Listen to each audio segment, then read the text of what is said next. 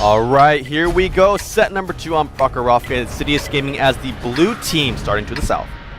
And of course, in the north, we are going to have Front Mission. But taking a look right away at the tanks, we have 2 of those Borsiks you were just talking about, Andy. What do you think they're going to do? Are they going to just sit them in the back and wait?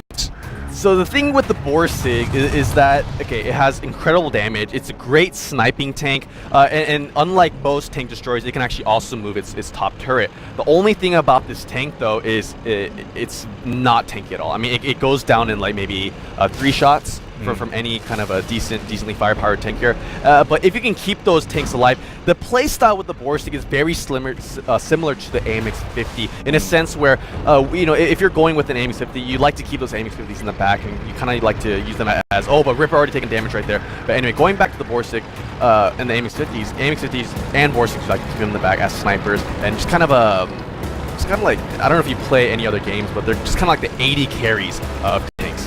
Yeah. You know, just keep them in the back, keep them protected. You know, if you look at their lineup, actually, they have kind of a layered lineup. They have that light tank in the front, and then they have the 2 T-32s kind of as like supporting heavy tanks. You know, they aren't AMX-50s, like you said. They wouldn't bring, you know, 2 AMX-50s as well to fill that kind of, you know, back really heavy damage role. You know, they brought 2 heavier heavy tanks to support that and kind of have like a layered setup. Whereas, you know, just looking quickly at Front Mission, they have kind of just a pretty standard, you know, they have actually a little bit lighter tanks. than Insidious Gaming. Yeah. Slightly lighter, but, you know, with the MX-50 and the 2 T-32s, I mean, I guess, you know, comparing the top 3 tanks on each team, they're very similar, except, you know, on MiTH.Front Mission, when you get to those 2 MX-13s, that could maybe be dangerous for them, because especially against those Borsigs, if a Borsig lands a single shot onto the AMX-13, that tank's going to be almost dead. And that's, you know, that's the strength of some of these tanks. If you can get enough protection for those tank destroyers, they can, even if you have a front line of light tanks, you can basically take them out in almost 1 shot, you know, basically 1 shot. So if they get good vision with that scouting light tank and protect them well enough, I think these Borsigs are going to come out well here for Insidious Gaming. But already we're just seeing Insidious Gaming slowly crawl up that left side. They have that light tank just constantly in the middle of the map, checking out, trying to spot those tanks, and they're already sending a T1 all the way up to the left corner, and just, again, trying to slowly go up that left side of the map, throwing those Borsigs as well to follow behind the line of trees and behind the heavy tanks, you know, for that layered setup. I'm really expecting most of the MiTH side to be over there to the railway already. Boom TH being spotted right there. No real damage being landed just yet. Actually, 1 tank does go down. That's SIG tank and that T1 getting taken out. So first blood being awarded to Help Me Please. And this is just a classic, yeah, there you go, taking a look at the Front Mission side, just a classic East versus West battle with that railway dividing the map pretty much into 2. MiTH.Front Mission, they have sent a couple of tanks to the eastern hilltop as well. So, I mean, if Insidious Gaming do decide to push over to the east, which I highly doubt, they're going to be in a lot of danger because of those tanks on the hilltop. But, you know, I mean, with the team as experienced as Insidious Gaming, they're definitely not going to cross the railway. What they're most likely going to do is just slowly progress over there to the east or to the north, and then kind of have medium to long range engagements where they're using those Borsigs as snipers. And then, you know, if those Borsigs can land even like a couple shots, I mean, that's enough to go in and then finish those low hit point takes off. Yeah, I mean, already on my screen, I can see some shots fired trying to go onto Boom there with that Borsig. But just like you said, you got to use those tanks to your advantage. You don't bring a lot of light tanks in camp. You don't bring a lot of heavy tanks and go all out unless you're Immortals. But besides them. But they brought 2 of these Borsigs. They're going to sit back. They're going to try to get a long-range, heavy damage shots out of these Borsigs. And I'd like to see Front Mission try to thwart that somehow. How do you think they can do that, really, against 2 of these Borsigs? Honestly, there's really no way. I mean, if you're pushing into 2 Borsigs, your team is almost certainly going to lose because, especially with 2 Borsigs, I mean, all they got to do is just land 1 shot each onto 1 tank, and that tank is going to go down. Or it's going to get down to like less than 100 health. Help Me Please starting to take a little bit of damage here. I also saw earlier on that Ripper. So both of these AMX-13s have taken about 1 shot each. I think it was Bubbles who landed both of those shots. So early on, we do see MiTH.Front Mission taking slightly more damage than the Insidious Gaming side. However, I mean, it's still not decisive. I mean, it's still not going to be able to decide who wins the set here.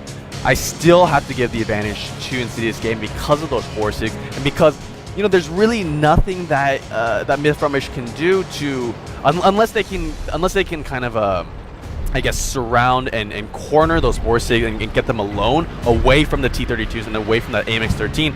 But Insidious Gaming aren't going to do that. They're not stupid. They're not going to leave those forces alone, unguarded, and most likely the T32s on the Insidious Gaming side are going to accompany those forces 100% of the time.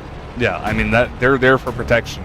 You know, they're not going to lay down the damage. That's what the Borsigs are for. And as long as you can protect those Borsigs, like we were saying before, if they get 2 shots together onto one tank, that's already 1 tank down. Yeah. And if they snowball from 1 tank, you know, then that forces Front Mission to come onto them and destroy even more tanks. So if you force the other team into that position, you know, you're going to have such a heavy lead. I really like actually what Front Mission are doing right now, though. They're actually pushing down to the southern edge of the map, whereas Insidious Gaming, they're actually trying to go for the northern part. You can't see it on the map right now, but both teams are trying to go for that semi-sneaky base capture on the opposing sides of the map. So really a very kind of mirroring strategy coming out early on here. Actually, we're down to about 3 minutes and 40 seconds, so it's not early on anymore. But really, I don't know. We actually could go for a draw. We could go for a draw. I'd like to see Front Mission try to go for the base capture. Yeah. I think they can get 3 tanks on the base before Insidious Gaming, just judging by what we saw previously with Front Mission, where we see Insidious Gaming tanks now. If they can get that and try to, you know, take out the tanks from afar with the heavy tanks that they have from the base, and maybe with some protection from the railway, they can maybe take this. And I think that'd be their best option. I agree with you. I like the strategy they're going with, but they have to bring it to fruition at least sometime soon before this goes to a draw if they're going to hope to use that strategy at all. Yeah, definitely. So about 3 minutes now remaining here. Insidious Gaming still not... they are slightly repositioning. They're still kind of slowly creeping up the northern edge of the map, but I mean, Front Mission, they're all down to the... At least most of them are still down to the south, I believe. It's also going for the base capture, but honestly, if either team goes for the opponent's base, the team that goes for the base capture is going to be at a huge disadvantage because the capture points are just completely out in the open, and it's not going to be hard for either team to land those easy shots onto those tanks trying to capture the base. Yeah, I mean, that's always the risk you take if you are going to go for the base capture. But the base capture has been started for MiTH.Front Mission. They sent in their T1s first. So right now, the other tanks on the MiTH side are kind of guarding that one single T1 capturing the base, but in all honesty, you know, it's literally 1 shot to take out that T1, and it should be no problem for Insidious Gaming, and especially also since there's only 1 tank on the base capture, it's not going to be going up too fast. I mean, it's over a minute before that base capture gets capped, and already Griff's already lining up for that shot, and he should... Actually, he doesn't have vision on that T1 just yet, but he's already kind of moving down the edge to the south. Yeah. I like what they're doing with the T1, actually. They already took out one of Insidious Gaming's T1s. This is actually forcing Insidious Gaming to come out. Yeah. They can throw away that T1 and go even, you know. If they kill another tank, it's fine. They have 9 tier points, but for Insidious Gaming, you know, if they got another tier 8, it would be 7. So if they sacrifice this T1, it's fine. And they can just use that and throw it on, you know, even if it is a minute 30 to capture the base with that 1 tank. Like, they can still do that in order to put the pressure and get Griff's out into the middle of the map here, and he has already taken 1 shot. I mean, it's just a little thing you can do to, like, throw the other team off. I don't think it was like a game-winning maneuver or anything, but I really like that play, actually. Yeah, I like what Insidious Gaming just did there as well. I don't know if you caught that, Brendan, but Nisa in that T1 actually sacrificed his own life just so his team could get vision on the tank that was capturing the base, and there was actually Griff's or no, Death Guys finishing off that T1 that was capturing the base. So it was a decent save coming out from Insidious Gaming, and it didn't force their heavy tanks to come out of cover and, you know, risking losing that single tank there. So yeah, just really balanced play coming out from both these teams. About less than a minute now, about 45 seconds remaining here. Griff's took a bit of damage. Yeah, a lot of these tanks are starting to take damage now, but I just don't think there's enough time. Yeah, I mean, the base capture itself, even reset itself, unless some of these tanks come out, I don't think anything's going to happen.